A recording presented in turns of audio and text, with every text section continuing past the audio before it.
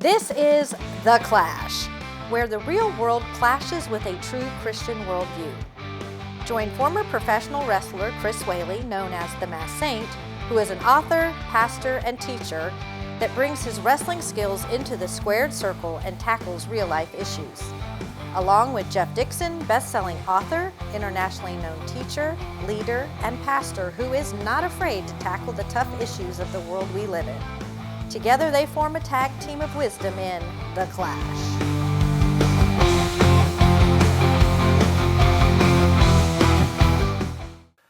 Hi, welcome to The Clash, where we take a Christian worldview, allow it to clash into the culture around us, and when we're done, if it goes really well, we'll entertain, educate, enlighten you just a little bit, and hopefully help you in your journey of faith. Now, Chris, this is actually going to be part two of an interview that we're doing with a friend of yours who has interviewed you multiple times as you have promoted the film, book, your life, your ministry, and you have been gracious enough to introduce our audience to him in the first episode. Yeah. We're going to do it again. Yeah, that first episode was pretty awesome. I love hearing these stories. Yeah. I'm a real story person. So this is going to be part two of our interview with Jay Heilman, who has a show called Kingdom Builders. He interviews all kinds of people from the entertainment industry, movies, film, music, athletes, whatever. He's interviewed a bunch of them. And so we're going to carry that over and let you hear some more of our conversation with Jay Heilman. Well, Jay, as you've interviewed specifically musicians, Christian artists over the course of the year, I mean, is there any particular story about a song that all of a sudden everyone seems to know that you're like, I had no idea that's how we got to this song? I mean, is that behind the scenes kind of moment? Do you have anything that pops in your head? You know, there's really songs that are huge songs that just minister to the church, minister to people. But the ones that I find that are the best ones are those that minister to people who don't know Jesus. The ones that aren't they're not so much overly preachy, like kind of the ones you would hear in church, but those really honest songs that could get a hold of somebody that doesn't know Christ. The songs that I love the most are the story songs, the songs that the artists take their own life stories and how they struggled or something that they encountered that they just didn't know how to overcome. And they shared that, raw and honest story with, music fans. And I think that makes all the difference. We have the worship songs and stuff that, we hear in church every Sunday that, lead people to the throne and everything and uplift and glorify the name of Christ. But then you have those songs that are especially ministering to those who are not yet in the doors of the church. And those are the songs that I find most fascinating because those artists bare their souls to be able to write a song that can get a hold of somebody so that God can do that work in them. Yeah. There's just songs that have come into my life personally that have really ministered to me and reminded me that, God is still present in my life, whether I see him or not. And my life verse has always been Romans 8:28. It was Romans 8:28 before my first wife passed away, and my life verse still today. Romans 8:28 says that we know in all things that God works for the good for those who love him, who are calling according to his purpose. And even through that, God still had a purpose for me. And he used songs, he used music to get that message to me. And I can't be thankful enough for stuff like that because I listen to music all the time. I feature music, promote music and everything, but when music hits me personally on a whole new level, that means more to me than anything else. Who would you say was the most recognizable guest that you've had that also showed the deepest humility? I don't know. A lot of the ones that I interviewed Chris Tomlin. I've interviewed him a couple times, and one of the questions I asked him was, what does it mean to you? And this was the interview that I forgot to hit record on. I asked him, what does it mean to you when you have people singing your songs, getting saved, praising God in church every Sunday, like songs like Holy Forever. I said, what does it mean to you when you look at the fact of how big of an impact that song has on the church? And his answer was like, it wasn't like, oh, well, I just write good songs and like that. He's like, God has given me the ability to be able to put words together that can lead his church to him in honor, glory, and worship. He's like, I'm just an instrument that God has used. He's like, I am nothing. God has used me to carry out his will, to lead people in worship and stuff. And I think recently that was probably one of the coolest answers to a question that I get. Because, I have talked to artists that kind of have a big head. They're like, oh yeah, because I'm just a good songwriter kind of thing. They didn't say it like that, but that's the way it came across to me. But Sure. Chris Tomlin's like he's the biggest name in worship music. So when he responds like that, it was really cool. And he told me a story, and this is why I was so upset that I forgot to hit record on that conversation. But I asked him, I said, he was at the Charlie Kirk memorial service that they did, which was attended by, I want to say like close to 100,000 people in person, but there were millions of people watching online. And I said, what is it like, leading people in worship? You have all those people in front of you, but then you have all these millions of people watching online. I said, were you nervous at all? He's like, yes, I was absolutely nervous. I'm like, whoa, Chris Tomlin gets nervous. I said, that's a shock. He's like, no, but he's like, I feel that was the most significant point in my life, that God used me to be able to draw all of these people, many of whom don't know Jesus, back to God. And he said, that's the biggest, he's like, if I can point that the biggest thing I've ever done, he's like, that was it. Wow. So I think hearing stuff like that's really cool. And again, if I would have hit record on that conversation, a lot of other people would have heard that story. I wouldn't be telling it to you now. As you're thinking back, because again, you've interviewed a wide array of folks. Have there been favorites? I mean, who over the years? I mean, who is just folks that you've talked to and you just went, wow, I would just love to talk to them again. It's just so much fun. Or maybe you've gone back a couple times and talked to them again. Do you have like a top 3 list, maybe? I mean, with the exception of Chris Whaley. I mean, I know he's at the top of the list, but other than that, who else might be out there? Well, one of the people that I've had on Kingdom Builder more than any other guest, and I've actually lost count. We were joking about this when I talked to him recently. But Michael Sweet from Striper is one that I've had on my show probably a dozen times, and I enjoy talking to him every single time because I know with Michael, he's not going to sugarcoat anything. If I ask him a question, he's going to answer honestly. And I talked to him recently about his new solo record, The Master Plan, which a great record. But he was also, we did a second conversation where we were able to talk about, and this will come out later this year, I think in September, October, but we talked about just the impact of the record To Hell with the Devil, which was like their biggest record. And the 40th anniversary of that record's coming up. And I always enjoy talking to Michael. Another guest that I've had on my show, I think 5 times now, is Jonathan Cain from Journey. I spoke with him recently about his new solo record, Only a Prayer Away. And then we also did another conversation that'll be coming up in July for the 45th anniversary of the Journey's Escape record, which was his first record with the band. So I've always enjoyed catching up with him. But one of the this is not somebody I've interviewed, but this is probably one of the most exciting things I have ever got to do. Something I never ever thought I could do. I grew up a massive fan of Chuck Norris. He's always been one of my favorite actors. Chuck was a Christian, really honored and glorified the Lord with his life. And I found out he was going to be in Orlando May a couple years ago, and I'm like, this guy's 84 years old at the time. I'm like, I'm shocked that he is still doing these like comic book conventions and stuff. Mm-hmm. But I actually got to go and meet him. And I know this wasn't an interview, but I've never been so excited to meet somebody in my entire life. And I waited in line 3 hours to meet him. And when I got up to him, he wasn't like any other like big celebrity I've met. He didn't like just say hi, sign something by like for 2 seconds. I actually had probably a good 5 minutes, my wife and I, to sit there and talk with him.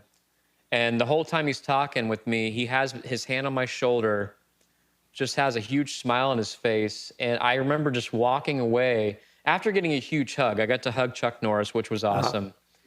And I just remember walking away from that experience just like all jittery and stuff, like thinking, oh my gosh, I can't believe I just met Chuck Norris. And I never got to interview him. And it wasn't due to the lack of trying. I sent his publicist probably a dozen emails. His publicist was probably very familiar with me and telling me no all the years, but that was probably the most like significant one that I was able to meet, wanted to interview, but never did. Yeah. But I'm so thankful for that because, you know, he passed away last month. And that's definitely at the top of my bucket list of people that I've been able to, you know, be around. I mean, he was an amazing person, and it was just a great experience. Well, is there a guest that you think gave the boldest testimony about standing for Christ in a secular world? A lot of the film people I've talked to over the years, you know, there's been a lot of them that have been very, I think one of the earliest ones that I spoke to, you know, I did an interview with Neil McDonough a couple of years ago. Him and his wife do a lot of work with Angel Studios and everything. He's very vocal about his faith in Hollywood. There's quite a few like that. I remember, you know, Kirk Cameron was another one of those that I had met early on. I got a chance to meet and interview him in person, and he gets dinged a lot now because of his faith and, you know, being outspoken in Hollywood and stuff. But there's quite a few of them that are. One of the most recent ones I talked to Daniel Roebuck recently, and I can't wait for people to see that conversation because he said that he has lost opportunities with films because he's outspoken about his faith and what he believes in. And he's like, you know what? He's like, like, God called me to do this. I'm going to stand for that. And if people don't like it, he's like, I can't always control that. Yeah. So for me, it's like really cool. And like going back to the Clint Lowry conversation, the guitarist from Seven Dust, he's been very vocal about his faith, and they have a new record coming out in May, and that Christian faith really comes out on this new record. I've got a chance to hear a couple early tracks from the record, and there's a song on there that I could like really say that it's like kind of a praise and worship song, and it's just incredible because I've been listening to those guys since '97, and it's really cool to see what God has done in his life and just the stand he takes for Jesus now, and I can say that about so many people that I've had the pleasure of having on Kingdom Builder over the years, is that the biggest ones are just not afraid to mention the name of Jesus, and I think that's awesome. Jay, as you've talked to folks, has you ever been, or anything come to mind by way of an interview that you've done where as you're talking, the guest is sharing a story and all of a sudden you find yourself getting emotional, kind of, where, I mean, it moves you to tears. I mean, it just is so emotionally charged, and it shuts you down just a little bit. I've had a couple like that. I remember doing one with Mark Hall from Casting Crowns probably 3 years ago. My first wife, Shannon, passed away in 2021 from COVID. And we were together for 18 and a half years. We were married 16 and a half of those years. We have 5 kids together. And I was just going through a season of my life where I was like, I just didn't know what to do. And that was one of my first interviews that I had done, that I'd came back, because I had taken about a year off, a little over a year off, after she passed away, and just didn't do anything. And that was one of the first interviews I did when I came back. And I just remember that conversation wasn't supposed to be about what I went through. It was supposed to be about the impact that Casting Crowns and their ministry had. But I mentioned the song Scars in Heaven, which came out probably about 3 months before my wife had passed away. And I just remember how impactful and emotional I got when I first heard that song, because it reminded me of people that have, you know, people that I know, friends and family that are in heaven now.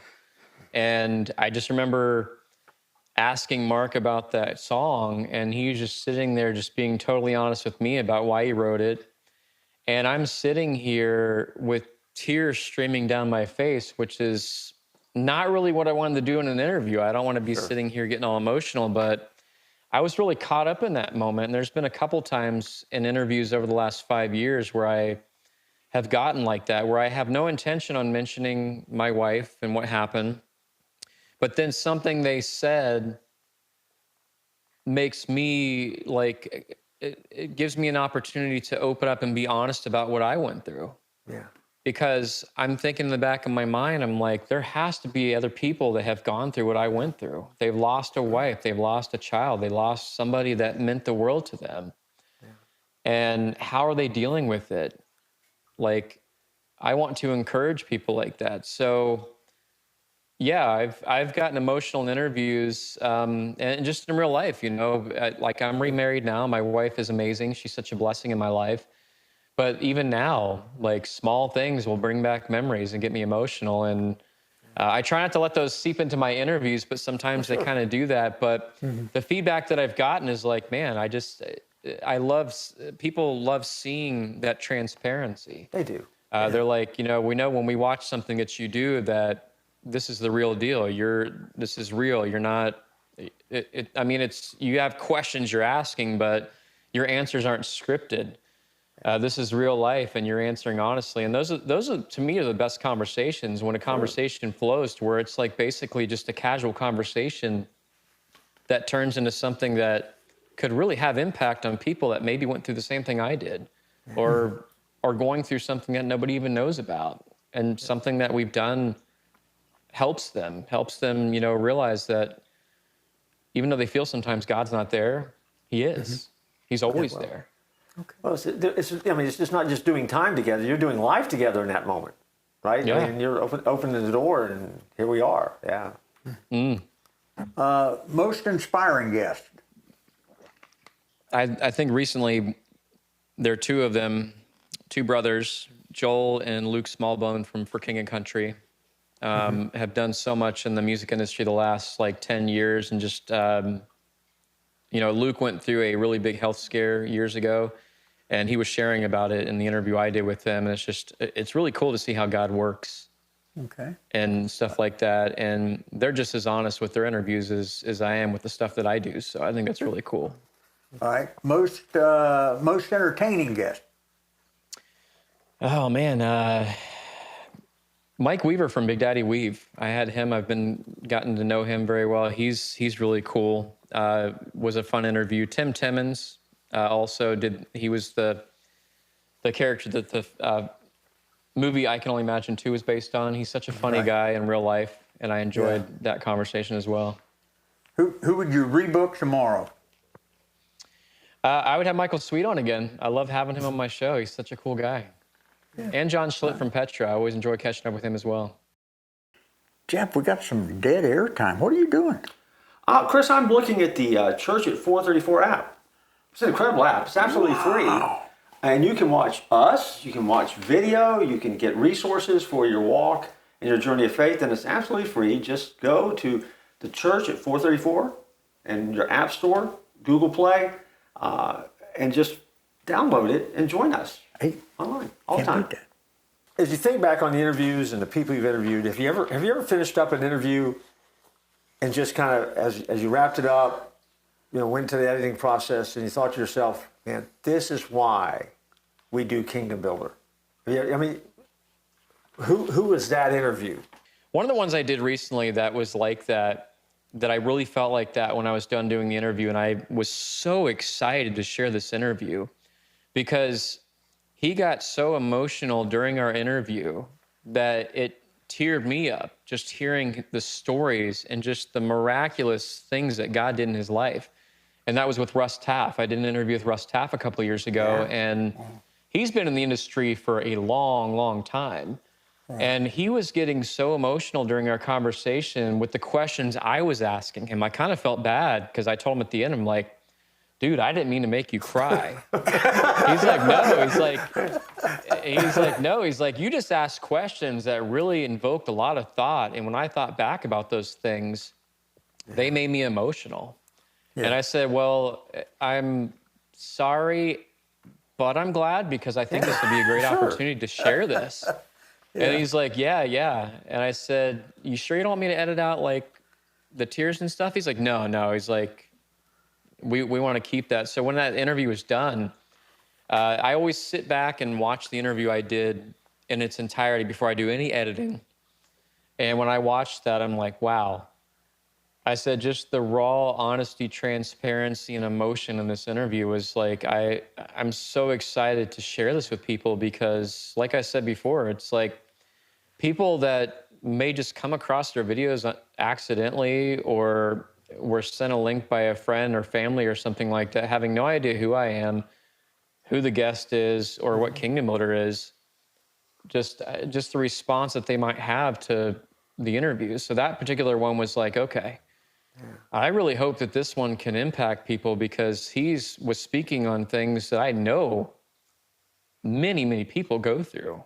Sure. So it was one of those conversations that really stuck with me, and I was just really excited to share it with people.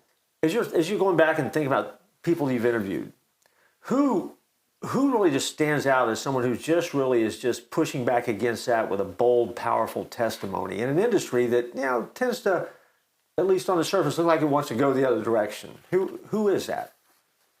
I did an interview with Kevin Sorbo on the red carpet of a film in Orlando about 5 years ago, and he's one of the very outspoken ones that told me in the interview. He's like, I say things that people, especially in Hollywood, don't want to hear, but it's the truth. Mm-hmm. And he's like, and I'm not going to stop speaking that truth. And I've gotten that with a lot of interviews I've done with people in Hollywood. It's just they just want people to know that, hey, this is who I am. This is what I stand for. I'm going to say and do things that you may not agree with, but I'm going to stand firm on that because that's what I believe. And I think people that are in Hollywood that have been embedded in Hollywood for so long, I think those are the ones that I find that I respect the most because of their platform. Like God gives us all platforms. You two have platforms as pastors. I have the platform, as doing podcasts and doing this ministry. But then God has put these people in platforms in Hollywood, and just the ones that are outspoken about their faith and what they believe in, despite getting like criticized and crucified in the media for their stance and for their beliefs, continue to do so because they feel that, hey, we're here a short time. Life is but a vapor. We're not going to be here that long. Let's make the best of the time God's given us. Let's step on some toes. Let's offend people for Christ. And those are the people that I really enjoy talking to. Those are the most meaningful conversations. And I'm so thankful that over the last 18 years, I've got to talk to so many people that work in Hollywood, that work in films, that are they just stand firm on the gospel of Jesus. And I just think that's awesome. Okay, so 18 years, you've been interviewing folks now. Give me a couple names that are on your bucket list because they'll probably watch this show. And you're wanting to interview that you haven't had the opportunity to talk to yet because Chris can hook you up with anybody. So, who's out there that you're just after and want to interview? There's been people that I noticed on your show. There's a couple people. I think you mentioned Kane. I would love to talk to him. He's great. Mark Marrow is somebody I've wanted to have here on the show for a while. There's Jim Caviezel is one of the ones that I've always wanted to interview. I came this close to getting him for Sound of Freedom, but I got Alejandro Monteverdi, the director of the film, instead, which was a great interview too. Sure. The movie was really good. Highlighted the fact that human trafficking still exists in this world. Yeah. Chuck Norris was at the top of that list. And in fact, when I met him, his wife was basically his handler. And I asked her, I said, what is the chance I could get Chuck on our podcast? I said, I've always wanted to have him. I told her what Kingdom Builder was, and she said, I know that he would love to be on there, but at the time, I think he was losing some of his hearing. He wasn't able to hear as well. So that's why you really didn't see a whole lot of interviews, which I don't think that was common knowledge. I don't even think that was out there, but she told me that his hearing was starting to go a little bit. But in the Christian music industry, one of the ones that I have not been able to interview that I would love to have is Amy Grant. I've been fortunate enough to meet her a couple times. She's an amazing, amazing person. I've never interviewed her, though. She's one of my bucket list items. But honestly, like, if I made a list of everybody I wanted to have on the show, I pretty much had everybody that I've ever wanted. There's only a couple that I haven't had on here. That's cool. And I feel so blessed to have had all of the people, and the majority of the people I've had on the show have been dropped in my lap. It's like the ones that I never ever thought I could get. If you told 15-year-old Jay that you would do interviews with this person, you'd meet this person, you'd be hanging out backstage with this person and doing this, I would have thought you were absolutely crazy. And the biggest one was, if somebody would have told me that, when I was 35, I'd meet this cool pastor that they made a movie after named Chris Whaley, I would have been like, get out of town. Yeah. No way. No way. Yeah. How about Mercy Me? Mercy Me, you ever interviewed? I just interviewed Bart Millard a couple weeks ago. He's the lead singer of Mercy Me. In fact, that interview just went up a couple days ago. But I've had a chance to meet him and the band a couple times. There's not too many people I haven't met in person either. I've been very blessed to be able to meet just about everybody I've ever wanted to meet over the years. Yeah. Pretty cool. Well, I imagine that was an emotional one because his dad was really, really bad to him.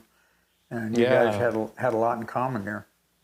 Yeah, and he has history here in Lakeland too, where I live at. So really? He's from Texas, Oklahoma, but the very, very beginning of Mercy Me actually started here in Lakeland, where he was an intern for a youth pastor here in Lakeland, and then ended up getting 3 of the guys from Mercy Me and then going up to Oklahoma and officially launching the band. So wow, I did not know that. A little bit of history on Mercy Me here in Florida. Wow. Yeah. Well, Jay, you've been so kind and generous with your time. We do have to wrap this up because if we don't, our director here is going to have to go home and eat dinner or whatever. But at the end of the day, we could talk forever, man. We could keep going, but let's tell folks how they can connect with you, find out what you're doing, what's going on, how they can reach out and get a hold of you. Because we one of the things we love to do was we interview folks is love to connect our audiences and. So, tell them how to find you and anything you want to talk about that's coming up next, anything you want to promote. That's great. We'd love for you to do that. Yeah, so the website that we do is called Today's Christian Entertainment. You can find it at todayschristianent.com. And that's basically the hub of everything that we do for podcasts, interviews, music, all that kind of coverage. And that links to everywhere else. Kingdom Builder is actually on YouTube.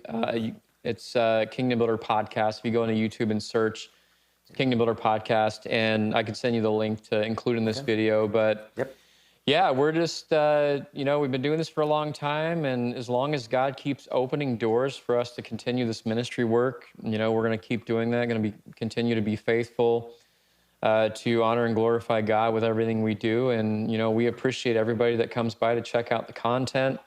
Because we're all pointing back to the same person, and that's Jesus Christ. And I just pray that he gets all the honor and glory and praise for everything that we're doing. Right. He's using it in a powerful way, and so I don't see any end in sight for you. So that's exciting. So I'm pumped and really thrilled that you're with us today. Yeah, it's been great. Well, I'm glad to be here. I'm thankful that you guys had me on here. I appreciate it. Okay. Well, thank you for being with us, and don't tap out.